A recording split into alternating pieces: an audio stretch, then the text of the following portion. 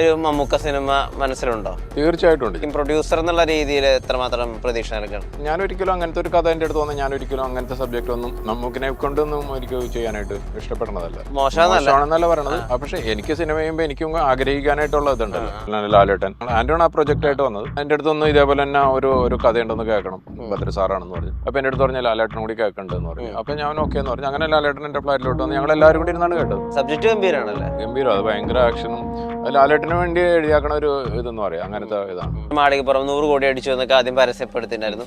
പിന്നെ സാറ് തന്നെ വന്നിട്ട് പറഞ്ഞിട്ടുണ്ടായിരുന്നു 100 കോടിയില്ല, അതൊരു പരസ്യം മാത്രമായിരുന്നു, 75 കോടിയെ കളക്ട് ചെയ്തിട്ടുള്ളത്.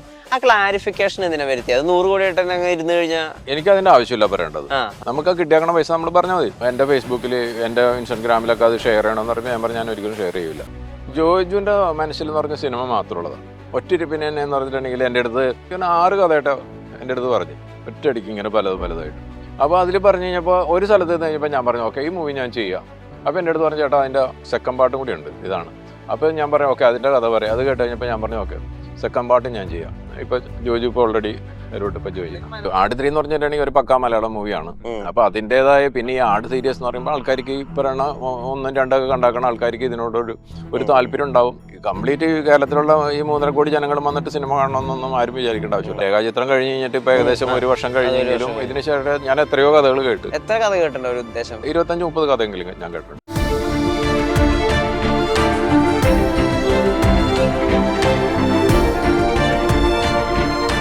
Own your pride. Pride Diamond Collections by Joya Lucas, world's favorite jeweler. Oxygen mobile ഉത്സവം. മൊബൈൽ വിൽപ്പനാനന്തര സേവനത്തിന് 100% ഗ്യാരണ്ടി.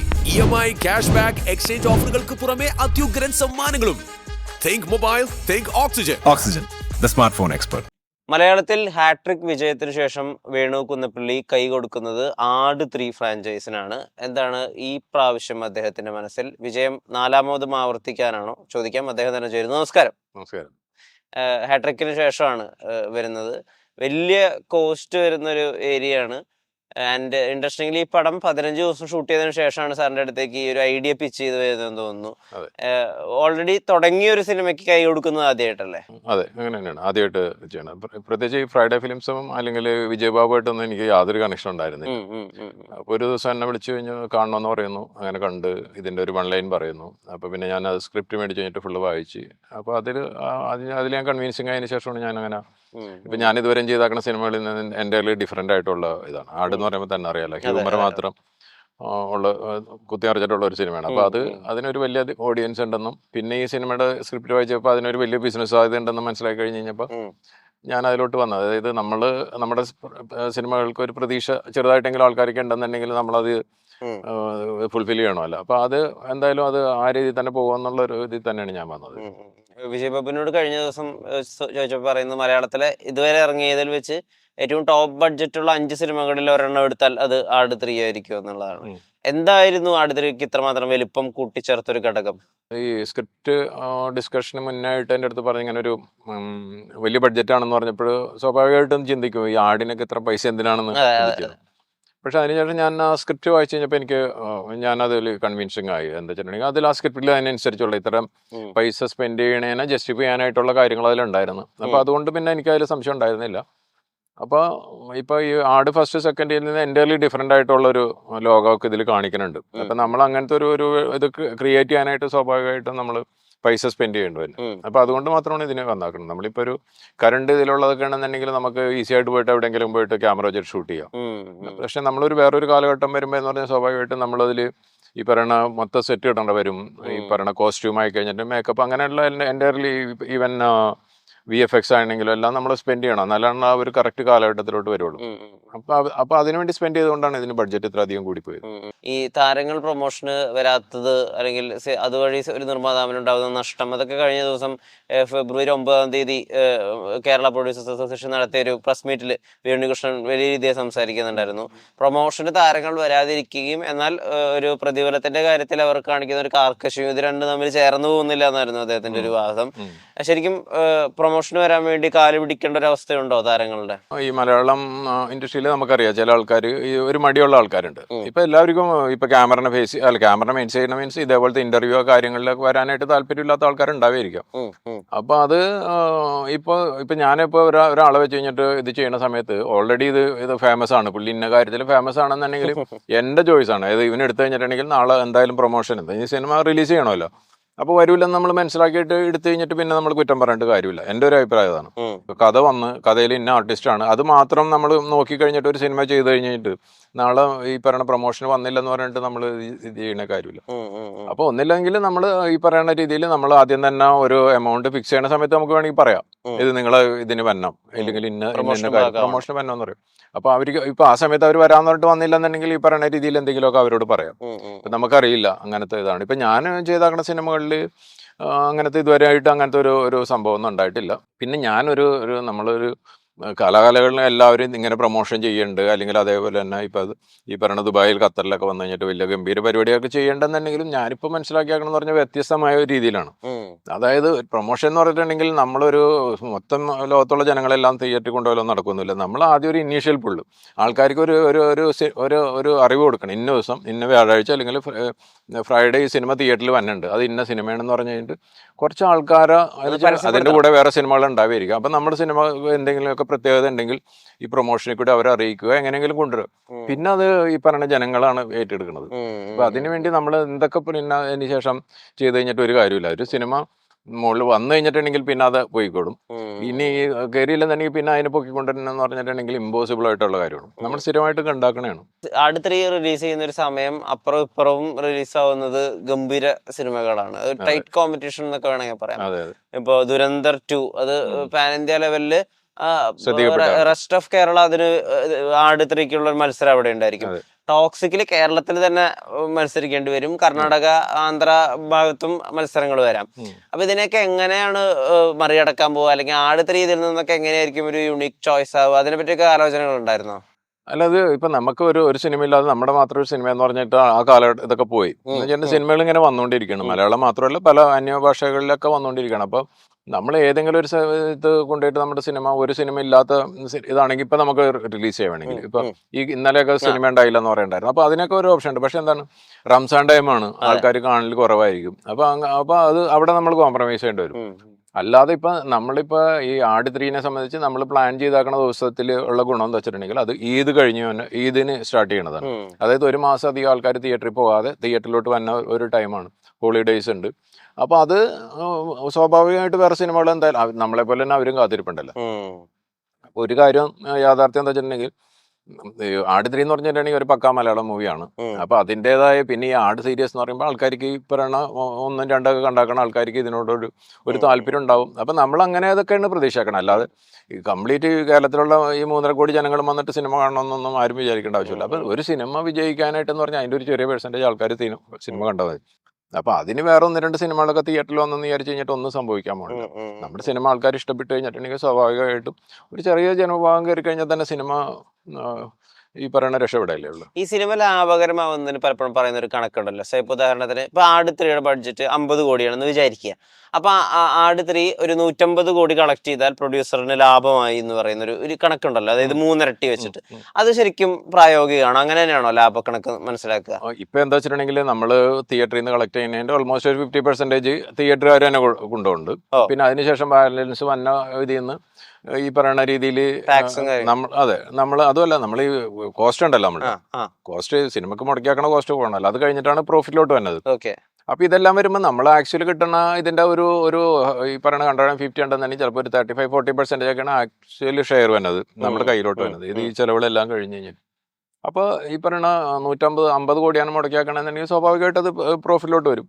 പക്ഷെ കേരളത്തിൽ പോലത്തെ ഒരു സ്ഥലത്ത് നിന്ന് 150 CR കളക്ട് ചെയ്യണമെന്ന് പറഞ്ഞു കഴിഞ്ഞാൽ അത്ര എളുപ്പമുള്ള ഒരു ഫിഗർ അല്ല. ചില സിനിമകളൊക്കെ പ്രൊമോട്ട് ചെയ്യുമ്പോൾ ഇപ്പം ഉദാഹരണത്തിന് മാളികപ്പുറം 100 കോടി അടിച്ചു എന്നൊക്കെ ആദ്യം പരസ്യപ്പെടുത്തിണ്ടായിരുന്നു. പിന്നെ സാറ് തന്നെ വന്നിട്ട് പറഞ്ഞിട്ടുണ്ടായിരുന്നു 100 കോടിയില്ല, അതൊരു പരസ്യം മാത്രമായിരുന്നു, 75 കോടിയെ കളക്ട് ചെയ്തിട്ടുള്ളത്. ആ ക്ലാരിഫിക്കേഷൻ എന്തിനാ വരുത്തി? അത് 100 കോടി ആയിട്ട് തന്നെ ഇരുന്ന് കഴിഞ്ഞാൽ എന്നെ സംബന്ധിച്ച് എനിക്ക് അങ്ങനെ പറയാൻ ഭയങ്കര അതിപ്പോ നമ്മൾ ഒരു ഇൻഡിവിജ്വലിനെ ഡിപ്പെൻഡ് ചെയ്ത് ഇപ്പൊ ഞാനീ പറഞ്ഞ നേരത്തെ നിങ്ങൾ ചോദിച്ച പോലെ മാമാങ്കത്തിൽ പല ഫിഗറുകളും പറഞ്ഞു കഴിഞ്ഞിട്ടൊക്കെ അവസാനം ആൾക്കാർ വന്ന് ട്രോളി നമ്മൾ ചീത്ത പറഞ്ഞു ഇതൊക്കെ എന്ന് പറഞ്ഞിട്ടുണ്ടെങ്കിൽ നമ്മൾ അന്ന് ഒരു പാഠം പഠിച്ചിട്ടുണ്ട്. ഞാനതാ പറഞ്ഞ മാമാങ്കം ഞങ്ങളെല്ലാവരും വിശ്വസിച്ചതായിരുന്നു 100 അപ്പൊ കോടിയാണ്. എനിക്കതിന്റെ ആവശ്യമില്ല പറയേണ്ടത്. മനസ്സിലായില്ലേ? ആ 100 കോടി എന്ന് പറഞ്ഞു കഴിഞ്ഞിട്ട് ഒരു പ്രൊഡ്യൂസറിനെ സംബന്ധിച്ച് അവന് അതുകൊണ്ട് യാതൊരു അഡ്വാൻറ്റേജും ഇല്ല. നമുക്ക് കിട്ടിയാക്കണ പൈസ നമ്മൾ പറഞ്ഞാൽ മതി. പക്ഷെ 100 കോടി എന്ന് പറഞ്ഞു കഴിഞ്ഞിട്ടുണ്ടെങ്കിൽ ചിലപ്പോൾ ആ സിനിമയുടെ ഏതെങ്കിലുമൊക്കെ ഇതിൽ വർക്ക് ചെയ്യുന്ന ഇന്ന ആളെന്ന് പറയണമെങ്കിൽ അവർക്ക് ചിലപ്പോൾ നാളെ ഒരു വേറെ ഏതെങ്കിലും ഒരു പ്രൊഡ്യൂസറിനെ അല്ലെങ്കിൽ ഒരു ഇതിനെ അപ്രോച്ച് ചെയ്യുന്ന സമയത്ത് അവർക്ക് പറയാം എൻ്റെ മൂവി 100 കോടി കളക്ട് ചെയ്തിട്ടുണ്ടെന്ന് പറയും. എനിക്ക് അതിനെ ആവശ്യമില്ല. അപ്പം ഞാൻ വേറെ ആർക്കോ വേണ്ടിയും ഞാൻ വെറുതെ ആവശ്യമില്ല എന്ന് പറയാനായിട്ട് എനിക്ക് താല്പര്യമില്ല. ഞാനിപ്പോൾ നിങ്ങൾക്ക് ഇതിനെപ്പറ്റി A to Z ഇത് അറിയാവുന്ന ഒരാളാണ്. ഞാൻ നിങ്ങളുടെ അടുത്ത് പറയുന്നത് 100 കോടി എന്ന് പറയുമ്പോൾ നിങ്ങൾ വിചാരിക്കുന്നത് വെച്ച് കഴിഞ്ഞാൽ ഞാനിരുന്ന കളവർ ചെയ്യണമെന്നാണ് വിചാരിക്കുന്നത്. അപ്പം ഞാൻ ആദ്യം തന്നെ പറഞ്ഞിരുന്നു എൻ്റെ അടുത്ത് അത് എൻ്റെ ഫേസ്ബുക്കിൽ എൻ്റെ ഇൻസ്റ്റാഗ്രാമിലൊക്കെ അത് ഷെയർ ചെയ്യണമെന്ന് പറയുമ്പോൾ ഞാൻ പറഞ്ഞു ഞാൻ ഒരിക്കലും ഷെയർ ചെയ്യില്ല. ഇത് ഈ 100 കോടിയുടെ പോസ്റ്റ് ഞാൻ ഷെയർ ചെയ്തില്ല. ഞാൻ പറഞ്ഞു അത് ഇതല്ല, എനിക്കത് ചെയ്യാൻ സാധിക്കില്ല എന്ന് പറഞ്ഞു വെച്ചിട്ടുണ്ടെങ്കിൽ ഞാൻ ഈ മാമാങ്കത്തെ സമയത്ത് ചെയ്ത് അത് ആവശ്യത്തിൽ കൂടുതൽ ചീത്ത കേൾക്കും ഇതെല്ലാം കേട്ടാക്കുന്ന ആളാണ്. അപ്പോൾ ഇത് അനാവശ്യമായിട്ട് നമ്മൾ എന്തിനാണ് ചെയ്യണത്? അപ്പം ഞാനതുകൊണ്ട് ഈ പറയുന്ന രീതിയിൽ കളക്ഷൻ്റെ ഒക്കെ 100 കോടി നമ്മൾ 100% എല്ലാ സൈഡിൽ നിന്ന് ഇപ്പോൾ 2018 നമ്മൾ പോസ്റ്റ് ചെയ്ത് ചെയ്യുന്നത് വെച്ചാൽ നമുക്കറിയാം. അത് ഇത് ട്രാക്കേഴ്സ് തന്നെ പറഞ്ഞിട്ടുണ്ട്. ഓക്കെ അവർ 110 കോടി എന്ന് പറയുമ്പോഴാണ് നമ്മൾ 100 കോടി ചെയ്യണത്. പക്ഷെ അതുകൊണ്ടൊന്നും വലിയ കാര്യമൊന്നുമില്ല. നമുക്ക് ഒരു പ്രൊഡക്ഷൻ്റെ സൈഡിലേക്ക് ഒരാളെന്നിട്ട് നമുക്കൊരു ആവേശം കിട്ടാന്ന് മാത്രമേ ഉള്ളൂ. ഒരു സാധാരണ കാണിനെ സംബന്ധിച്ച് അവനത് 100 കോടി 200 കോടി കളക്ട് ചെയ്തെന്ന് പറഞ്ഞാൽ അവനെ സംബന്ധിച്ച് അവൻ തിയേറ്ററിലോട്ട് പോകാനായിട്ടുള്ള ഒരു ഇതൊന്നുമില്ല. ഈ പറയണ മൗത്ത് പബ്ലിസിറ്റിയോട് കൂടി ഒരു സിനിമ ഫേമസ് ആയി കഴിഞ്ഞിട്ടുണ്ടെങ്കിൽ ഒരു വിഭാഗം സിനിമ സ്ഥിരമായിട്ട് കാണാനായിട്ട് ആഗ്രഹമുള്ള ആൾക്കാർ സിനിമ പോയി കാണും. ഇതാണ് സംഭവിച്ചുകൊണ്ടിരിക്കുന്നത്. ഇപ്പൊ മാമാങ്കം തൊട്ട് ഇങ്ങോട്ടേ ചെയ്തിട്ടുള്ള സിനിമകൾക്കൊക്കെ ഒരു ചെറിയ സീരിയസ് സ്വഭാവം ഉണ്ടല്ലോ. അതായത് അങ്ങനെ ചിരിച്ചാർത്തുലസിച്ച് കാണാൻ പറ്റുന്ന സിനിമയല്ല. എന്നാൽ ആടിന്റെ ഒരു പ്രത്യേകത ഈ മണ്ടന്മാരിൽ ആരാണ് ഏറ്റവും വലിയ മണ്ടൻ, അത്രയും അതാണ് അവന്റെ തമാശയുടെ ഒരു റേഞ്ച് ഇരിക്കുന്നത്. ഭയങ്കര രസമായിട്ടുള്ള തമാശകൾ. എങ്ങനെ ഇതിന്റെ സ്ക്രിപ്റ്റ് സെൻസ് അല്ലെങ്കിൽ എങ്ങനെ ഒരു സ്ക്രിപ്റ്റിനെ ജഡ്ജ് ചെയ്യുക? എനിക്ക് ഇഷ്ടപ്പെട്ട് കഴിഞ്ഞാൽ അത് തന്നെ ഫൈനൽ. ഞാൻ ഇതാണ് ഞാൻ ഇതുവരെയും ചെയ്താക്കുന്ന സിനിമകൾ. അതാണ് ഒരാൾ വന്നു കഴിഞ്ഞിട്ട് എത്രയോ കഥകൾ ഞാൻ സ്ഥിരമായിട്ട് കേട്ടുകൊണ്ടിരിക്കും. ഞാൻ നാട്ടിൽ വന്ന സമയത്ത് നമ്മളുടെ തന്നെ ടീമുകൾ ചിലപ്പോൾ എൻ്റെ അടുത്ത് പറയും ഞങ്ങളൊരു കഥ കേട്ടിട്ടുണ്ടെന്ന് കേൾക്കുമെന്ന് പറയും. എനിക്ക് ഇഷ്ടപ്പെട്ട് കഴിഞ്ഞിട്ടുണ്ടെങ്കിൽ ഞാനത് ഓക്കെ എന്ന് പറയും. അപ്പോൾ അങ്ങനെ മാത്രമേ ഉള്ളൂ. അത് ഞാനിങ്ങനെ കഥ കേൾക്കുക എന്നുള്ളത് ഒരു പ്രോസസ്സാണ്. എന്ന് വെച്ചിട്ടുണ്ടെങ്കിൽ നമ്മൾ സിനിമയിൽ നിൽക്കണതുകൊണ്ട് പല രീതിയിലും പല റെക്കമെൻഡേഷനിൽ കൂടിയും അങ്ങനെ ഇങ്ങനെയൊക്കെ വന്നു കഴിഞ്ഞിട്ട് അതിപ്പോ റെക്കമെൻഡേഷൻ ഇപ്പൊ ആന്റണി വരുമ്പോൾ ഒരു അടുത്ത സുഹൃത്താണല്ലോ. അപ്പൊ അദ്ദേഹം പറയാണ് ഒരു നല്ല സ്ക്രിപ്റ്റ് കേട്ടു, ഒന്ന് കേട്ട് നോക്കൂ, അപ്പൊ കുറച്ച് മെറിറ്റ് കൂടും. അങ്ങനെയാണ് എൻ്റെ സാധാരണ എൻ്റെ അടുത്ത് പറഞ്ഞ ആൻഡ്രോ ജോസഫിനെ പോലുള്ള ആൾക്കാരാണ് എൻ്റെ അടുത്ത് പറഞ്ഞ ചേട്ടാ ഒരു കഥയുണ്ട് ഒന്ന് കേൾക്കുമെന്ന് പറയും. അപ്പം ഞാനത് കേട്ട് കഴിഞ്ഞിട്ടുണ്ടെങ്കിൽ എനിക്കത് ഇഷ്ടപ്പെടുകയാണെങ്കിൽ മാത്രം ഞാൻ ആ സിനിമയിലോട്ടും. അപ്പോൾ ഇപ്പം അറിയാമല്ലോ രേഖാചിത്രം കഴിഞ്ഞ് കഴിഞ്ഞിട്ട് ഇപ്പം ഏകദേശം 1 വർഷം കഴിഞ്ഞെങ്കിലും ഇതിന് ശേഷം ഞാൻ എത്രയോ കഥകൾ കേട്ടു. എത്ര കഥ കേട്ടിട്ടുണ്ട് ഒരു ഉദ്ദേശം? എനിക്ക് പറഞ്ഞാൽ എങ്ങനെ ഉണ്ടെങ്കിൽ ഒരു 25-30 കഥയെങ്കിലും ഞാൻ കേട്ടിട്ടുണ്ട്. അവർ ഇപ്പം ചിലർ വാട്സപ്പിൽ 1 ലൈൻ അയച്ചു തരും, ഇത് ചെയ്യാൻ ഫുൾ സ്ക്രിപ്റ്റ് അയച്ചു തരാറുണ്ട്. അപ്പം അത് കുറച്ച് വായിക്കുമ്പോൾ തന്നെ നമുക്കറിയാം അത് എന്താണെന്ന് നമുക്ക് ഏകദേശം. പിന്നെ സ്റ്റോറി പറയാനായിട്ട് ഇപ്പം ഇവിടെ വരാറുണ്ട്. ചിലപ്പോൾ ദുബായിൽ ഞാൻ താമസിക്കുന്നിടത്ത് അവിടെ വന്നു കഴിഞ്ഞിട്ട് താഴെ ഇരുന്നിട്ട് സംസാരിക്കും. അങ്ങനെ ഇത് ഇടയ്ക്കിടയ്ക്ക് ഇങ്ങനെ ചിലർ ഫോണിൽ കൂടി സൂം മീറ്റും അല്ലെങ്കിൽ ഗൂഗിൾ മീറ്റിൽ കൂടിയൊക്കെ കഥ പറയാറുണ്ട്. അപ്പം നമ്മൾ ഇത് ചെയ്യണമെന്ന് വെച്ചിട്ടുണ്ടെങ്കിൽ പല ആൾക്കാരുടെയും കുറേ വർഷങ്ങളായിട്ട് അവർ ചെയ്താക്കണായിരിക്കുള്ളൂ. അപ്പം നമ്മളൊരു നമ്മളൊരു അരമണിക്കൂർ 1 മണിക്കൂർ കൊടുക്കാനെ സംബന്ധിച്ച് അവരെ സംബന്ധിച്ച് വലിയ കാര്യമാണ്. അപ്പം ഞാനത് ടൈം ഉണ്ടാക്കി കഴിഞ്ഞിട്ട് കൊടുക്കാറുണ്ട്. പക്ഷെ അതൊന്നും നമുക്ക് അവർക്ക് വർക്കൗട്ട് ആയതായിരിക്കും. പല പ്രൊഡ്യൂസേഴ്സും പറയാറുണ്ട് വളരെ അൺറിയലിസ്റ്റിക് ആയിട്ടുള്ള എക്സ്പെക്ടേഷൻസ് മലയാള സിനിമ വെച്ചുകൊണ്ട് പല ഡയറക്ടേഴ്സും കഥ പറയാൻ വരാറുണ്ട്. അതായത് ഇപ്പോൾ ഒരു ഏലിയനുമായിട്ട് ഏരിയ 51 എന്ന് പറയുന്ന സ്ഥലത്ത് പോയിട്ട് ലാൻഡ് ചെയ്യുന്ന നായകനും നായികയും അവരുടെ കഥകളും, അല്ലെങ്കിൽ ചന്ദ്രനും ഭൂമിയും, പിന്നെ 2 ടൈം സോണുകളിൽ ഇപ്പൊ അടുത്ത് 2 ടൈം സോൺ ഉണ്ട്. അങ്ങനെയല്ല, രാമായണത്തിന്റെ കഥയും അത് പാരലൽ ഇപ്പൊ നടക്കുന്നത്. അങ്ങനെ വലിയ ബഡ്ജറ്റ് നമുക്ക് ഒരിക്കലും റിക്കവർ ആവാൻ പറ്റാത്ത രീതിയിലൊരു സെറ്റിങ്ങിലൊക്കെ വരുന്ന കഥകൾ വരുന്നുണ്ട്. അത് പലപ്പോഴും ഉൾക്കൊള്ളാൻ പറ്റാറില്ല. അങ്ങനത്തെ കഥകൾ വരാറുണ്ടോ? ഇഷ്ടംപോലെ അങ്ങനെ വരാറുണ്ട്. ഈ പറയണ ഹിമാലയ അവിടെ ചെന്ന് കഴിഞ്ഞിട്ടുള്ള ഈ ഇത് വെടിവെപ്പും അങ്ങനത്തെ ഉള്ള കാര്യങ്ങളൊക്കെ ഇത് വരാറുണ്ട്. പക്ഷെ അത് ഒരു കാര്യം എന്ന് വെച്ചിട്ടുണ്ടെങ്കിൽ നമ്മൾ എടുക്കുന്നത് ഒരു മലയാള സിനിമയാണ്. അപ്പം മലയാളം ഓഡിയൻസിനെ എത്ര രീതിയിൽ അതായത് ഒരു മലയാളത്തിൽ നമ്മൾ എടുക്കുമ്പോൾ അതിൽ തന്നെ ഹീറോയിസും ബാക്കി കാര്യങ്ങളൊക്കെ എന്ന് പറഞ്ഞാൽ ഒരു പരിധി വരെ മേലോട്ട് പോയി കഴിഞ്ഞിട്ടുണ്ടെങ്കിൽ ആൾക്കാർക്ക് അക്സെപ്റ്റ് ചെയ്യാൻ പറ്റില്ല. പക്ഷേ ഒരു തെലുങ്ക് സിനിമ അല്ലെങ്കിൽ ഹോളിവുഡ് സിനിമ ബോളിവുഡ് സിനിമ വന്നു കഴിഞ്ഞാൽ എന്ത് കാണിച്ചു കഴിഞ്ഞിട്ടുണ്ടെങ്കിൽ ഇപ്പോൾ ഒരു നായകൻ ഒരു ട്രെയിൻ എടുത്ത് കഴിഞ്ഞാലും പ്രശ്നമില്ല. പക്ഷെ നമ്മുടെ അപ്പം നമ്മളൊരു കഥ കേൾക്കുമ്പോൾ ഇത് എല്ലാ കാര്യങ്ങളും നമ്മുടെ മനസ്സിൽ കൂടി പോകുന്നുണ്ട്. ഓക്കെ, ഇതൊരു മലയാളത്തിന് പറ്റിയതാണ്. അപ്പോൾ ഈ പറയണത് ഇവർ വരുമ്പോൾ ഇത് ഏറ്റവും നല്ല സിനിമയാണ്, സാറിന് ഒരു 100 കോടി 100% ഇതാണെന്നൊക്കെ പറഞ്ഞിട്ടാണ് ബിൽഡപ്പ് ചെയ്തത്. അതായത് നമ്മളാദ്യം തന്നെ കൺവിൻസ് ചെയ്യാൻ വേണ്ടിയാണ് പറയണത്.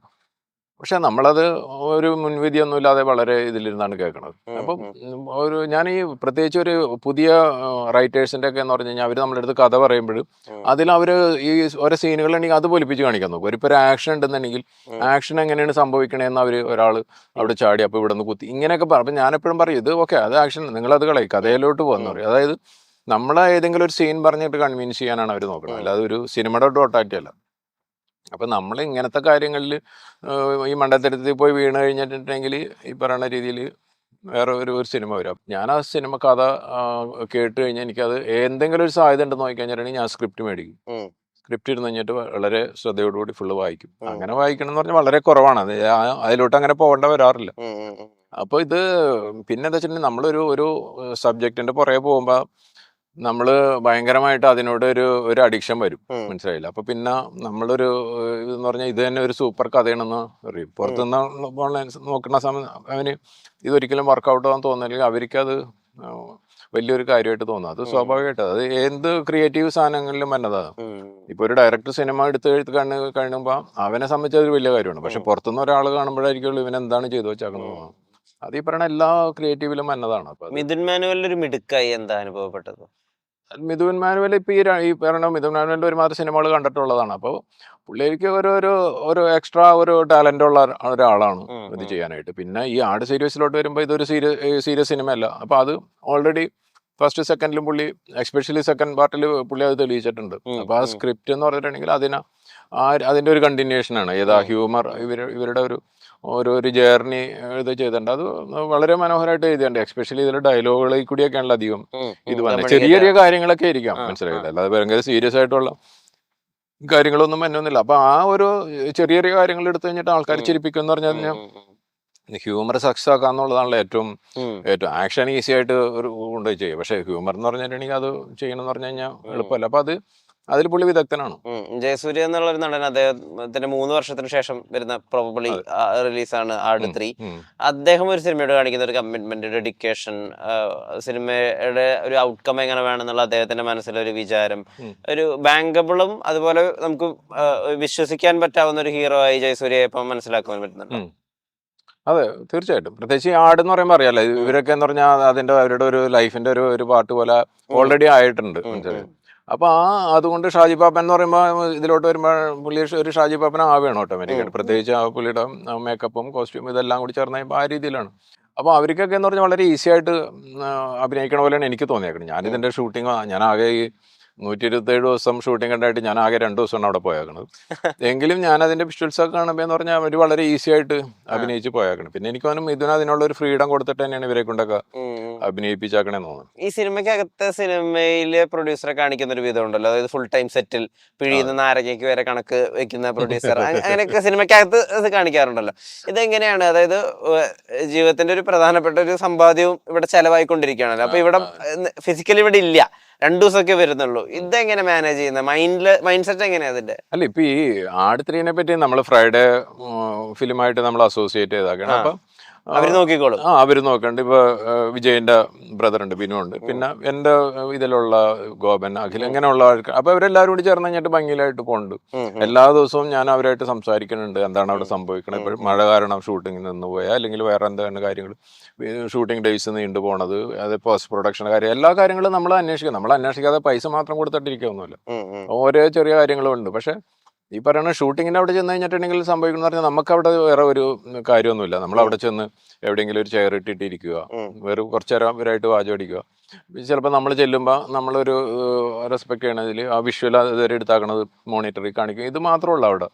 അപ്പം ഞാനതിൽ എനിക്ക് ഒട്ടും ഇഷ്ടമില്ലാത്തൊരു കാര്യമാണ്. ഞാനപ്പോൾ അതുകൊണ്ട് സ്വാഭാവികമായിട്ട് പോകാറില്ല. പക്ഷെ അവർ വിഷ്വൽസ് എന്നെ കൊണ്ടുവന്ന് കഴിഞ്ഞിട്ട് എൻ്റെ വീട്ടിലിരുന്ന് കഴിഞ്ഞിട്ട് ഞാനത് കാണാറുണ്ട്. ഷൂട്ട് ചെയ്താക്കണെല്ലാം ഞാൻ വരുമ്പോൾ ഇവർ എനിക്ക് കാണിക്കാറുണ്ട്. അപ്പോൾ എനിക്ക് അറിയാലോ റിസൾട്ട് എന്ന് പറയുന്നത് അതാണല്ലോ, ഷൂട്ട് ചെയ്താക്കണ ഫുട്ടേജ് ആണല്ലോ എൻ്റെ ഇത്. അപ്പോൾ അത് കാണുമ്പോൾ എൻ്റെ എന്തെങ്കിലും കമന്റ്സ് ഉണ്ടെങ്കിൽ ഞാൻ പറയും, ഇല്ലെങ്കിൽ ഇതാണെന്ന് പറയും. ഈ രേഖാചിത്രം തൊട്ടിട്ട് ഇങ്ങോട്ടേക്ക് സാറിന്റെ IMDb പ്രൊഫൈൽ എടുത്ത് നോക്കുമ്പോൾ അതിൽ വേണു കൊന്നപ്പള്ളി ആൻഡ് മമ്മൂട്ടി പ്രൊജക്ട് എന്ന് പറഞ്ഞിട്ട് അൺടൈറ്റിൽഡ് പ്രൊജക്ട് അങ്ങനെ എഴുതി വരുന്നുണ്ട്. ശരിക്കും ഒരു മമ്മൂക്ക സിനിമ മനസ്സിലുണ്ടോ? തീർച്ചയായിട്ടും ഉണ്ട്. ഞാനത് എല്ലാ ഇന്റർവ്യൂവിൽ കഴിഞ്ഞ പ്രാവശ്യം നമ്മൾ അതെ പറഞ്ഞു. അതെ പക്ഷെ എന്ന് വെച്ചിട്ടുണ്ടെങ്കിൽ ആ മമ്മൂക്കായിട്ട് ഒരു ചെയ്യുമ്പോൾ എന്ന് പറഞ്ഞാൽ അങ്ങനത്തെ ഒരു സബ്ജക്റ്റ് വേണമല്ലോ. ആ ആ അപ്പൊ ഓരോ കഥകൾ വരുമ്പോഴും ഞാൻ എന്റെ മനസ്സിൽ കൂടി ഇത് പോകാറുണ്ട്. അപ്പൊ അങ്ങനത്തെ ഇത് പറ്റും. മമ്മൂക്കിക്ക് പറ്റുമോ? ആ അതെ, മമ്മൂക്ക് പറ്റിച്ച പലരും എൻ്റെ അടുത്ത് ഇത് മമ്മൂക്ക് പറ്റിയതാണെന്ന് പറഞ്ഞിട്ടൊക്കെ വരുമ്പോൾ എനിക്ക് മമ്മൂക്കിന് ഇത് പറഞ്ഞിട്ട് അപ്രോച്ച് ചെയ്യാനായിട്ട് നമുക്കൊരു ഇതായിരിക്കുള്ളൂ. അപ്പൊ അതുകൊണ്ട് അങ്ങനത്തെ ഒരു നല്ല ഒരു സാധനം വന്നിട്ടില്ല. അതുകൊണ്ട് ഞാൻ തന്നെ പലരുടെ അടുത്തും പറയാറുണ്ട്, നിങ്ങളൊരു നല്ല സബ്ജക്റ്റ് ആയിട്ട് വാ, നമ്മൾ മമ്മൂക്കനെ വെച്ച് ചെയ്യാം എന്ന് വെച്ചാൽ. മമ്മൂക്ക എൻ്റെ അടുത്ത് നമ്മൾ ഈ മാമൻ കഴിഞ്ഞ സമയത്ത് പറഞ്ഞിട്ടുള്ളതാണ്. പിന്നെ മമ്മൂക്കായിട്ട് നമ്മുടെ അടുത്ത് അങ്ങനത്തെ ഒരു റിലേഷൻ ഉള്ളതാണ്. അപ്പോൾ ഏതെങ്കിലും ഒരു നല്ല സബ്ജക്റ്റ്, അതായത് വ്യത്യസ്തമായിട്ടായിരിക്കുമല്ലോ ഏതെങ്കിലും. ഇത് ഞാൻ ഉദ്ദേശിക്കണില്ല, എപ്പോഴും ഒരു സിനിമക്ക് എന്തെങ്കിലും ഒരു വ്യത്യസ്തത വരണം, എന്നാൽ മാത്രമാണ് ആൾക്കാരെ തിയേറ്ററിലോട്ട് അട്രാക്ട് ചെയ്യാൻ പറ്റുള്ളൂ ഞാൻ എപ്പോഴും കരുതണത്. അദ്ദേഹത്തിന്റെ ഒരു ചോയ്സ് ഓഫ് ഫിലിംസ് ഇല്ലേ? ഇപ്പൊ ഇന്ത്യത്തെ ഏറ്റവും വലിയൊരു സൂപ്പർ സ്റ്റാർ ആണ് അദ്ദേഹം. കുറെ സ്ത്രീകളെ കൊല്ലുന്ന ഒരു സൈക്കോ കില്ലർ ആയിട്ടാണ് കഴിഞ്ഞ വർഷം സിനിമയിൽ അഭിനയിച്ചിട്ടുണ്ടായിരുന്നത്. അങ്ങനെയുള്ള ഒരു ചോയ്സ് ഉണ്ടല്ലോ, ഡയറിങ് ആയിട്ടുള്ളൊരു വേഷം എടുത്ത് അഭിനയിക്കാൻ. ആ ഒരു മനോഭാവം ശരിക്കും പ്രൊഡ്യൂസർ എന്നുള്ള രീതിയിൽ എത്രമാത്രം പ്രതീക്ഷ? ഞാൻ ഒരിക്കലും അങ്ങനത്തെ ഒരു കഥ എൻ്റെ അടുത്ത് വന്നാൽ ഞാൻ ഒരിക്കലും അങ്ങനത്തെ സബ്ജക്റ്റ് ഒന്നും മമ്മൂക്കിനെ കൊണ്ടൊന്നും ഒരിക്കലും ചെയ്യാനായിട്ട് ഞാൻ ഒരിക്കലും ഇഷ്ടപ്പെടുന്നതല്ല. എനിക്ക് മമ്മൂക്ക അതിനൊക്കെ ഒരു എന്താ വെച്ചാൽ എത്രയോ മുകളിലേക്കുള്ള ഒരു ഇതാണ്. ഞാൻ പറയണത് അത് ഈ പറയണ മോശമാണെന്നല്ല പറയണത്. പക്ഷെ എനിക്ക് സിനിമ ചെയ്യുമ്പോൾ എനിക്കും ആഗ്രഹിക്കാനായിട്ടുള്ള ഇതുണ്ടല്ലോ. അപ്പൊ അങ്ങനത്തെ ഒരു ഇതാണ് ഇന്നതെന്ന് എനിക്ക് പറയാൻ പറ്റില്ല. എങ്കിലും അങ്ങനത്തെ ഒരു ഹീറോ ആണ്. അതെ, അങ്ങനത്തെ ഒരു ക്യാരക്ടറാണ് ഞാൻ പലപ്പോഴും അങ്ങനെ നോക്കിക്കൊണ്ടിരിക്കുന്നത്. എന്തെങ്കിലും വന്നു കഴിഞ്ഞിട്ടുണ്ടെങ്കിൽ 100%. ഒരിടയ്ക്ക് കേട്ടിരുന്നു, അതായത് സാറിന്റെ അടുത്ത് ഭദ്രൻ സാറ് ലാലേട്ടന്റെ ഒരു പ്രൊജക്ട് സംസാരിക്കാൻ, ലാലേട്ടൻ ഒരു ട്രക്ക് ഡ്രൈവറായ ഒരു പ്രൊജക്ട് സംസാരിക്കാൻ വന്നു എന്നും, എന്നാൽ അത് പിന്നെ പരാരങ്ങളോട് നടന്നില്ല എന്നും. അങ്ങനെ ഭദ്രൻ സാർ അപ്രോച്ച് ചെയ്തിരുന്നോ ഞാനത് കേട്ടതാണ്. ഞാൻ ഭദ്രൻ സാർ ഉണ്ടായിരുന്ന പുള്ളിയുടെ അസിസ്റ്റന്റ്, പിന്നെ അതേപോലെ തന്നെ ലാലേട്ടൻ, ആന്റോ ആ പ്രൊജക്റ്റ് ആയിട്ട് വന്നത്. എൻ്റെ അടുത്തൊന്ന് ഇതേപോലെ തന്നെ ഒരു കഥയുണ്ടെന്ന് കേൾക്കണം, ഭദ്ര സാറാണെന്ന് പറഞ്ഞു. അപ്പോൾ അത് കേൾക്കാൻ വന്നു കഴിഞ്ഞപ്പോൾ അന്ന് ലാലേട്ടൻ അവിടെ തന്നെ, ഞങ്ങൾ ഒരേ ബിൽഡിങ്ങിലായതുകൊണ്ട്. അപ്പോൾ എൻ്റെ അടുത്ത് പറഞ്ഞാൽ ലാലേട്ടൻ കൂടി കേൾക്കണ്ടെന്ന് പറഞ്ഞു. അപ്പോൾ ഞാൻ ഓക്കെ എന്ന് പറഞ്ഞു. അങ്ങനെ ലാലേട്ടൻ എൻ്റെ ഫ്ലാറ്റിലോട്ട് വന്ന് ഞങ്ങൾ എല്ലാവരും കൂടി ഇരുന്നാണ് കേട്ടത്. അതെനിക്ക് തോന്നുന്നു 2 വർഷമായിരുന്നു. അത് 24-ലായിരിക്കും അത്. പക്ഷെ അതൊരു ഒരു സൂപ്പർ സബ്ജക്റ്റ് ആയിരുന്നു. അത് ഭയങ്കര ആക്ഷൻ. അറിയാലോ ഭദ്ര സാർ എങ്ങനെയാണ് സിനിമ ചെയ്യണമെന്ന് അറിയാലോ. പക്ഷെ അതിന്റെ ബഡ്ജറ്റ് എന്ന് പറഞ്ഞിട്ടുണ്ടെങ്കിൽ ആ സിനിമ സ്വാഭാവികമായിട്ട് ഒരു വലിയ ബഡ്ജറ്റ് ആവശ്യമുണ്ട് അതിന് ചെയ്യാനായിട്ട്. അപ്പൊ എനിക്ക് അങ്ങനത്തെ ഒരു ബഡ്ജറ്റിലോട്ട് പോകാനായിട്ട് എനിക്ക് എല്ലാം ഉണ്ട്, അങ്ങനത്തെ കുറെ കാര്യങ്ങളൊക്കെ ഉണ്ട്. പക്ഷെ എനിക്ക് ആ ഒരു ബഡ്ജറ്റിന്റെ ഒരു ഒറ്റ ഇതിൽ മാത്രം ഞാൻ പറഞ്ഞു എനിക്ക് അത് ചെയ്യാൻ പറ്റില്ല. ഞാനപ്പോൾ തന്നെ ആന്റോനോട് പറഞ്ഞു കഥ സൂപ്പറാണ്. ഭദ്ര സാറിനോടും പറഞ്ഞു ഇത് ഭയങ്കര ഇതാണ്. ലൈഫിൽ നമ്മൾ റിസ്ക് മീൻസ് സിനിമ എല്ലാം റിസ്ക് ആണ്. അപ്പൊ എന്നിട്ട് ഞാനൊരു ഭയങ്കര റിസ്ക് എടുക്കാനായിട്ട് എനിക്ക് എപ്പോഴും ഒരു മടിയുണ്ട്. അപ്പൊ അതുകൊണ്ട് മാത്രം ഞാനത് പറഞ്ഞു. പിന്നെ അത് വേറെ പ്രൊഡ്യൂസ് ചെയ്യാന്നൊക്കെ എൻ്റെ അടുത്ത് പലരും പറഞ്ഞിരുന്നു. പക്ഷെ എനിക്കത് നമ്മളായിട്ട് വേവ് ലെങ്ത് ആയിട്ട് മാച്ച് ആവുന്ന ആൾക്കാരായിട്ടല്ലേ നമുക്ക് ചെയ്യാൻ പറ്റും. അപ്പൊ അങ്ങനെ ഞാനത് അങ്ങനെ വേണ്ടെന്ന് വെച്ചത്. സബ്ജക്ട് ഗംഭീരാണല്ലേ? ഗംഭീരം. അത് ഭയങ്കര ആക്ഷനും ലാലേട്ടന് വേണ്ടി എഴുതിയാക്കണ ഒരു ഇതെന്ന് പറയാം, അങ്ങനത്തെ ഇതാണ്. ഈ ലാലേട്ടനായിട്ട് പ്രൊജക്ട് ചെയ്യണമെന്ന് പറഞ്ഞിട്ട് റൈറ്റേഴ്സോ ഡയറക്ടേഴ്സോ ഒക്കെ വന്ന് അപ്രോച്ച് ചെയ്യാം? ലാലേട്ടനായിട്ട് ഇങ്ങനെ ചെയ്യാനായിട്ട് എനിക്ക് ഭയങ്കര ആഗ്രഹമുണ്ട്. നേരത്തെ ഈ മമ്മൂക്കയുടെ പറഞ്ഞ പോലെ തന്നെ എന്ന് പറഞ്ഞിട്ടുണ്ടെങ്കിൽ അതിനെ പറ്റി ഒരു സബ്ജക്ട് നമ്മുടെ അടുത്ത് വന്നത് കഥ കേട്ട് കഴിയുമ്പോൾ പറഞ്ഞാൽ അതിനോട് തന്നെ അറ്റാച്ച് ചെയ്ത് കഴിഞ്ഞിട്ട് ആർട്ടിസ്റ്റുകൾ ഉണ്ടാവും, മനസ്സിലായാലും. അപ്പൊ അതൊന്നും ഇപ്പൊ ഞാൻ ഏകദേശം ഞാനിപ്പോ നേരത്തെ ഇന്റർവ്യൂ പറഞ്ഞു നമ്മളൊരു 5 മൂവി ഞാൻ ഇപ്പൊ കൺഫേം ആക്കിയിട്ടുണ്ട്. 5 മൂവി. അപ്പൊ അതെല്ലാം എന്ന് പറഞ്ഞു കഴിഞ്ഞാൽ ഞാൻ കഥ കേട്ട് കഴിഞ്ഞിട്ട് എനിക്ക് ഒരു കോൺഫിഡൻസ് വന്നാക്കണ മൂവികളാണ്. എല്ലാ നാള് ഈ പറയുന്ന 100 കോടി ക്ലബ്ബിൽ കയറുമെന്നൊന്നുമില്ല. പക്ഷെ അത് ഞാൻ മനസ്സിലാക്കിയാക്കണ സ്ക്രിപ്റ്റ് അതേപോലെ തന്നെ ഒരു സിനിമ ആക്കുകയാണെന്നുണ്ടെങ്കിൽ ആൾക്കാർ കണ്ടു കഴിഞ്ഞിട്ട് ഇതൊരു മോശം സിനിമ എന്ന് പറയില്ലെന്ന് എനിക്ക് ഉറപ്പുണ്ട്. അങ്ങനത്തെ സിനിമകളാണ്. പക്ഷെ ഇതിലൊന്നും ഇവരൊന്നും പ്ലേസ് ചെയ്യാൻ പറ്റാത്ത സിനിമകളാണ്. അതിന് അവരുടെ ആവശ്യമില്ല. അത് അങ്ങനെയാണ്. അപ്പൊ അങ്ങനത്തെ വന്നു കഴിഞ്ഞിട്ടുണ്ടെങ്കിൽ അപ്പൊ ഏത് ഒരു പ്രൊഡ്യൂസറിനെ സംബന്ധിച്ച് എപ്പോഴും ആഗ്രഹമാണല്ലോ ഇവരെ പോലത്തെ ലെജൻസിനെ വെച്ചിട്ട് സിനിമ ചെയ്യണം. സിനിമയുടെ പ്രത്യേകത അതിലത്തെ നായികയുടെ റിക്വയർമെന്റ് പ്രായമൊക്കെ വളരെ രസമായിട്ട് തോന്നി. അതെ അതെ, അതിപ്പോ അടുത്ത ജോജു ഡയറക്ട് ചെയ്യാൻ പോണതും പുള്ളി തന്നെ ഹീറോ ആയിട്ട് അഭിനയിക്കാൻ പോണതാണ്. അപ്പൊ അത് 2 സിനിമകൾ ഞാൻ കമ്മിറ്റ് ചെയ്തിട്ടുണ്ട് ജോജുവായിട്ട്. അതിപ്പോ ഒന്ന് അതിന്റെ ഒരു കണ്ടിന്യൂഷൻ പോലെ ഇത് വേണ്ടതാണ്. അപ്പൊ അതില് ആ ഒരു ജോജുവിന്റെ ഒരു ഭാര്യയായിട്ട് വന്ന ഇതിനു വേണ്ടിയാണ്. അത് ആ കഥാപാത്രം വളരെയധികം ആ പറഞ്ഞ സ്ട്രക്ചറും ബ്യൂട്ടിയും ഇതെല്ലാം ഉള്ളതെന്ന് പറഞ്ഞാൽ ആ സിനിമയുടെ കഥയിൽ അതിനൊരു ഇമ്പോർട്ടൻസ് ഉണ്ട്. ചിലയിലുണ്ടല്ലോ സൗന്ദര്യം ഉണ്ടാവേ സൗന്ദര്യം ഇല്ലാതിരിക്കാൻ നമ്മ ഈ പറയുന്ന നായിക എന്തായാലും സിനിമയായിട്ട് ബന്ധമൊന്നും ഉണ്ടാവില്ല, സിനിമയുടെ കഥയായിട്ട് ബന്ധം ഉണ്ടാവില്ല. പക്ഷെ ഇതിന് അതിൽ ആ സിനിമ ആൾക്കാർ കണ്ട് ഇത് ചെയ്യണമെന്നുണ്ടെങ്കിൽ അതും ഒരു ഇമ്പോർട്ടൻറ്റ് ഘടകമാണ്. അപ്പോൾ അതുകൊണ്ടാണ് നമ്മളത് ഇപ്പൊ അതിന്റെ ഷൂട്ട് ഇപ്പൊ ഓൾറെഡി സ്റ്റാർട്ട് ചെയ്തിരുന്നു. ജോജു എന്നുള്ള ആക്ടറെ നമുക്ക് നല്ല പരിചയമുണ്ട്. ഇപ്പൊ അദ്ദേഹം ഇന്റർവ്യൂസ് ഒന്നും കൊടുക്കാത്ത കാരണം അദ്ദേഹം ഡയറക്ടർ ആയതിനു ശേഷം നമുക്ക് തീരെ അങ്ങനെ കാണാൻ പറ്റില്ല. ജോജു എന്നുള്ള ഡയറക്ടർ റൈറ്റർ എങ്ങനെയാ ശരിക്കും അദ്ദേഹം അങ്ങനെ സംസാരിക്കുമ്പോൾ? ജോജുവിന്റെ മനസ്സിൽ എന്ന് പറഞ്ഞ സിനിമ മാത്രമുള്ളതാണ്. ഒറ്റയിരിപ്പിന് തന്നെ എന്ന് പറഞ്ഞിട്ടുണ്ടെങ്കിൽ എൻ്റെ അടുത്ത് ദുബായിൽ എനിക്ക് തോന്നുന്നു ഏതൊരു ഫിലിം ഫെസ്റ്റിവലിന് വന്നപ്പോഴാണ് എന്നെ അങ്ങനെ ജോജുവായിട്ട് നേരത്തെ എനിക്ക് പരിചയമുള്ള. അപ്പോൾ എൻ്റെ അടുത്ത് എനിക്ക് 6 കഥയായിട്ട് എൻ്റെ അടുത്ത് പറഞ്ഞ് ഒറ്റയടിക്ക് ഇങ്ങനെ പലതായിട്ട്. അപ്പോൾ അതിൽ പറഞ്ഞു കഴിഞ്ഞപ്പോൾ ഒരു സ്ഥലത്ത് കഴിഞ്ഞപ്പോൾ ഞാൻ പറഞ്ഞു ഓക്കെ ഈ മൂവി ഞാൻ ചെയ്യാം, ഓൺ ദ സ്പോട്ട് ഞാൻ പറഞ്ഞതാണ്. അപ്പോൾ എൻ്റെ അടുത്ത് പറഞ്ഞു ചേട്ടാ അതിൻ്റെ സെക്കൻഡ് പാർട്ടും കൂടി ഉണ്ട് ഇതാണ്. അപ്പോൾ ഞാൻ പറഞ്ഞു ഓക്കെ അതിൻ്റെ കഥ പറയാം. അത് കേട്ട് കഴിഞ്ഞപ്പോൾ ഞാൻ പറഞ്ഞു ഓക്കെ സെക്കൻഡ് പാർട്ട് ഞാൻ ചെയ്യാം. അങ്ങനെ കഴിഞ്ഞിട്ട് ഓൾറെഡി ഇവിടെ വന്ന് എഗ്രിമെൻറ്റ് നമ്മൾ സൈൻ ചെയ്ത് ഇതെല്ലാം കഴിഞ്ഞ് കഴിഞ്ഞിട്ട് ഇന്ന ടൈമിൽ ഇന്ന സിനിമ തീർക്കണം, അടുത്ത കഴിഞ്ഞ് ഇന്ന ചെയ്യണമെന്ന് പറഞ്ഞിട്ട് ഇത് ചെയ്ത് ഇപ്പൊ ജോജു ഇപ്പൊ ഓൾറെഡി അദ്ദേഹം മനസ്സിൽ കഥ പറയാണ്. ആണ് ജോജുവിന്റെ ഇതിലെന്ന് പറഞ്ഞാൽ വേണമെങ്കിൽ ഒരു വേറെ എത്രയോ വലിയൊരു 100 കോടിയുടെ എന്നുണ്ടെങ്കിൽ വലിയ ആർട്ടിസ്റ്റുകളെ വെച്ച് അതും റെഡിയാണ്. അങ്ങനെ ഫുൾ ഈ പറയുന്ന രീതിയിൽ ആക്ഷനും ഇതൊക്കെ ആയിട്ടുള്ള കഥകൾ, ഇഷ്ടംപോലെ കഥകൾ. അതിൽ ഒരു അതിശയമാണ് പുള്ളി ഇങ്ങനെ കഥ പറഞ്ഞുകൊണ്ടേയിരിക്കും. ഓക്കെ. OTT ഡീലുകളുമായിട്ടും ഒരു പരാമർശം നടത്തിയിട്ടുണ്ടായിരുന്നല്ലോ പണ്ട്. അതായത് ഇപ്പൊ നിലവിൽ മലയാള സിനിമയിൽ OTT എടുക്കാൻ ആളില്ല, പല രീതിയിൽ മലയാള സിനിമയാണ് അതിന്റെ ഒരു സാധ്യത നശിപ്പിച്ചതെന്നുള്ള രീതിയിലൊക്കെ അന്ന് സംസാരിച്ചിട്ടുണ്ടായിരുന്നു.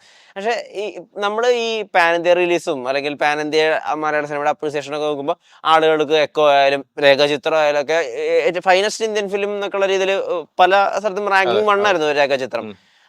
അനുരാഗ് കശ്യപ് ഉൾപ്പെടെ മലയാള സിനിമയുടെ ഒരു അത്ഭുതമാണ് രേഖാചിത്രം എന്നൊക്കെ പറഞ്ഞിരുന്നത്. ഇങ്ങനെയൊക്കെ ആളുകൾ ഒരുപാട് പ്രൈസ് ചെയ്യുന്നുണ്ട്. പക്ഷെ അപ്പുറത്ത് പ്രൊഡ്യൂസേഴ്സ് പറയുന്നുണ്ട് മലയാള സിനിമയ്ക്ക് OTTക്ക് അത്ര വലിയ സ്കോപ്പ് ഒന്നും ഇല്ല, ഒരു കോവിഡിന്റെ സമയത്ത് ഉണ്ടായിരുന്ന ഭൂമി ഇപ്പൊ ഇല്ല എന്നുള്ളത്. എന്താ ഇതിന്റെ ഒരു യാഥാർത്ഥ്യം? അല്ല അത് വെച്ചിട്ടുണ്ടെങ്കിൽ എനിക്ക് തോന്നുന്നു ആ ഓരോ ഇത് വന്നാക്കണത് കൂടുതലും മലയാള സിനിമകൾക്ക് മാത്രമാണ്. എന്ന് വെച്ചിട്ടുണ്ടെങ്കിൽ നമ്മളിപ്പോ ഒരു സിനിമ എടുത്തു കഴിഞ്ഞിട്ടുണ്ടെങ്കിൽ ആ ഏതെങ്കിലും OTT പ്ലാറ്റ്ഫോം ആണെങ്കിൽ അവർക്ക് യഥാർത്ഥ കണക്ക് കിട്ടുന്നുണ്ട്. എത്ര പേര് സിനിമ വാച്ച് ചെയ്ത് അതിനനുസരിച്ചായിട്ട് എത്ര അവർക്ക് റവന്യൂ വന്നു. ഇല്ലെന്നുണ്ടെങ്കിൽ ഒരു സിനിമ അവര് ഇത് സ്ട്രീമിംഗ് സ്റ്റാർട്ട് ചെയ്ത് കഴിഞ്ഞിട്ടുണ്ടെങ്കിൽ അന്ന് എത്ര പുതിയതായിട്ടുള്ള സബ്സ്ക്രൈബേഴ്സ് വന്നിട്ടുണ്ട്.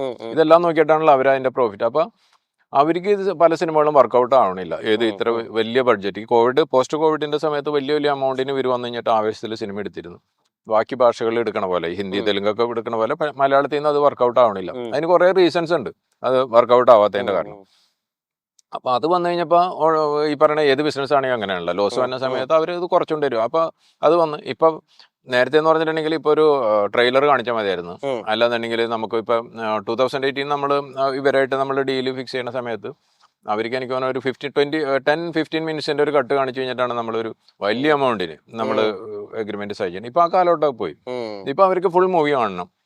ഫുൾ മൂവി അവരുടെ ടീമുകൾ. അതിപ്പോ OTT എന്ന് പറഞ്ഞിട്ടുണ്ടെങ്കിൽ അറിയാലോ, വേൾഡ് ലാംഗ്വേജ് ആണ് കൊടുക്കുക. എല്ലാ ലാംഗ്വേജും കൂടി ചേർന്നിട്ടാണ് OTT ചെയ്യുന്നത്. അപ്പൊ ആ ഒരു മൂവി ഉണ്ടെങ്കിൽ അവരുടെ തെലുങ്കിൽ നിന്നുള്ള അവരുടെ ഏജൻസി വരും, കന്നഡ വരും, ഹിന്ദി വരും. അപ്പൊ ഇവരെല്ലാവരും നോക്കുമ്പോൾ അവര് ചെറിയ കമ്മിറ്റ്മെന്റ് കൊടുക്കുകയൊക്കെ ഇത് ചെയ്യാം. അതെല്ലാം കൂടി ചേർന്നിട്ടാണ് ഒരു പ്രൊഡ്യൂസറിന്റെ അടുത്ത് ഇത് പറയണം. അപ്പൊ ഒരു കൂട്ടായ തീരുമാനമാണ്. അപ്പൊ അതിൽ മെജോറിറ്റിയും പറയണ ഈ സിനിമ വർക്കൗട്ട് ആവില്ലെന്ന് പറഞ്ഞു കഴിഞ്ഞാൽ അവരവിടെ വെച്ച് കഴിഞ്ഞിട്ട് ആണ്. അപ്പൊ അതാണ് ഇപ്പൊ സംഭവിച്ചോണ്ടിരിക്കുന്നത്. അല്ലാതെ പണ്ടത്തെ പോലത്തെ ഒരു റിലേഷന്റെ പേരില്ല, അങ്ങനത്തെ ഒരു കമ്മിറ്റ്മെന്റ് ഒന്നുമില്ല. അപ്പൊ അത് റിസ്ക് തന്നെയാണ്. ഫേസ്ബുക്കില് ദിലീപ് കുറ്റമുക്തനായപ്പോ സത്യമേവ ചെയ്തെന്നൊരു കുറിപ്പൊക്കെ ഇട്ടിട്ടുണ്ടായിരുന്നു. അദ്ദേഹം അടുത്ത സുഹൃത്തും അല്ലെങ്കിൽ അദ്ദേഹത്തിൽ അങ്ങനെ ഒരു സത്യം ഉണ്ടെന്ന് വിശ്വാസമൊക്കെ ഉണ്ടായിരുന്നോ? എനിക്ക് 100% വിശ്വാസം ഉണ്ടായിരുന്നു. ഇല്ലെന്നുണ്ടെങ്കിൽ ഞാൻ അങ്ങനെ ഫേസ്ബുക്കിൽ വന്നിട്ട് ചെയ്യേണ്ട ആവശ്യമില്ല. നമ്മളെന്താ വെച്ചിട്ടുണ്ടെങ്കിൽ ഞാൻ അതിൻ്റെ യാഥാർത്ഥ്യങ്ങളുണ്ടല്ലോ, അതായത് നമ്മളിപ്പോൾ ദിലീപ് പറയണത് മാത്രമല്ല, കേസ് അന്വേഷിച്ച ആൾക്കാർ അതിൻ്റെ പുറയിൽ ഈ പറയണ കോടതിയിൽ ഇത് ചെയ്തിരുന്നു അങ്ങനെ ഉള്ള എല്ലാവരുമായിട്ടെന്ന് പറഞ്ഞിട്ടുണ്ടെങ്കിൽ ഞാൻ പല രീതിയിൽ ഇതിൻ്റെ വലിയ പോലീസ് ഉദ്യോഗസ്ഥർ ഇവരൊക്കെ ആയിട്ടെന്ന് പറഞ്ഞിട്ടുണ്ടെങ്കിൽ ഞാൻ പല രീതിയിൽ ബന്ധമുള്ള ഒരാളാണ്. അപ്പോൾ നമ്മൾ അങ്ങനെയുള്ള അല്ലാതെ വെറുതെ വീട്ടിൽ അതിലടച്ചിരുന്ന് കഴിഞ്ഞിട്ട് കുറച്ച് യൂട്യൂബ് കണ്ടു കഴിഞ്ഞിട്ട് ഒരാളെ നമ്മൾ ഇത് പറയണത് ശരിയല്ല. പഠിച്ചിട്ട് തന്നെ എഴുതിയതാ. അപ്പൊ ഞാൻ ഇവരുടെ നിന്ന് എല്ലാവരുമായിട്ട് സംസാരിച്ചു. പല ആൾക്കാർക്ക് അത് പുറത്ത് പറയാനൊക്കെ ബുദ്ധിമുട്ടുള്ള ആൾക്കാരുണ്ട് അവര്.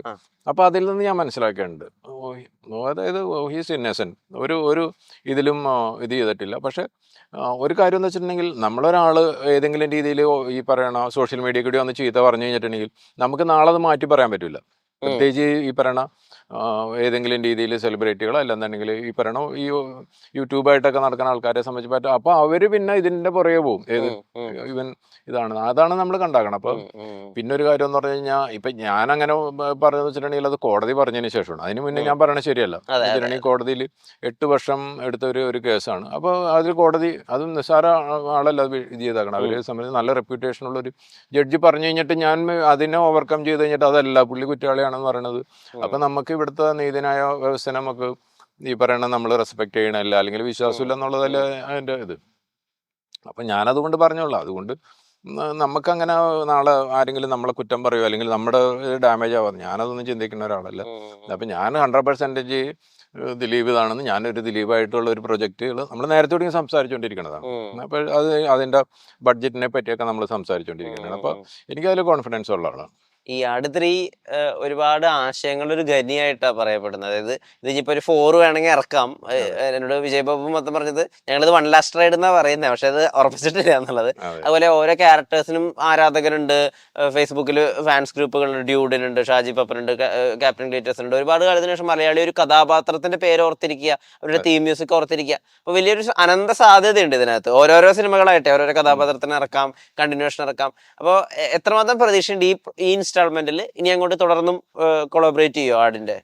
അല്ല, നമ്മളിപ്പോൾ ആദ്യം ഞങ്ങളൊരു ജോയിന്റ് ആയിട്ട് വന്നതാണല്ലോ. ഇതുവരെയും ഇതുവരെയുള്ള ജേർണി എന്ന് പറഞ്ഞിട്ടുണ്ടെങ്കിൽ വളരെ ഹാപ്പി ആയിട്ടായിരുന്നു.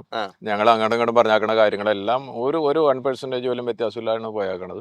അപ്പോൾ അത് നമുക്കിപ്പോൾ കണ്ടിന്യൂ ചെയ്യുന്ന പ്രശ്നമൊന്നുമില്ല. ഇപ്പം നമ്മളൊരു ബിസിനസ് ആണല്ലോ ഇത്. അൾട്ടിമേറ്റ് നമ്മൾ വളരെ ഹാപ്പി ആയിട്ട് പോകണം. ഇനി നമ്മൾ ഈ പറഞ്ഞ് ഇറങ്ങി കഴിഞ്ഞിട്ട് നാളെ തലവേദനയാണ്, ഇത് വരണ്ടായിരുന്നു, ഇങ്ങനെയൊക്കെ ചിന്തകൾ വരുമ്പോഴാണല്ലോ നമ്മൾ ഇടയ്ക്ക് വെച്ച് കഴിഞ്ഞിട്ട്. അപ്പോൾ എനിക്ക് അങ്ങനത്തെ ഒന്നും തോന്നിയിട്ടൊന്നുമില്ല.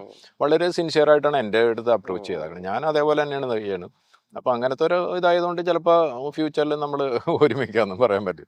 പൂർണ്ണ പ്രതീക്ഷയുണ്ട്. അതെ, പ്രതീക്ഷയുണ്ട്. എന്തായാലും ആ ഒരു സക്സസ് സ്ട്രീക്ക് എന്നൊക്കെ പറയില്ല, അത് കണ്ടിന്യൂ ആവട്ടെ. ആ 5 പടങ്ങൾക്ക് വേണ്ടിയും കൂടി കാത്തിരിക്കുന്നു. നേരത്തെ ഒരുപാട് നന്ദി. നമസ്കാരം. ഓക്കെ, നമസ്കാരം.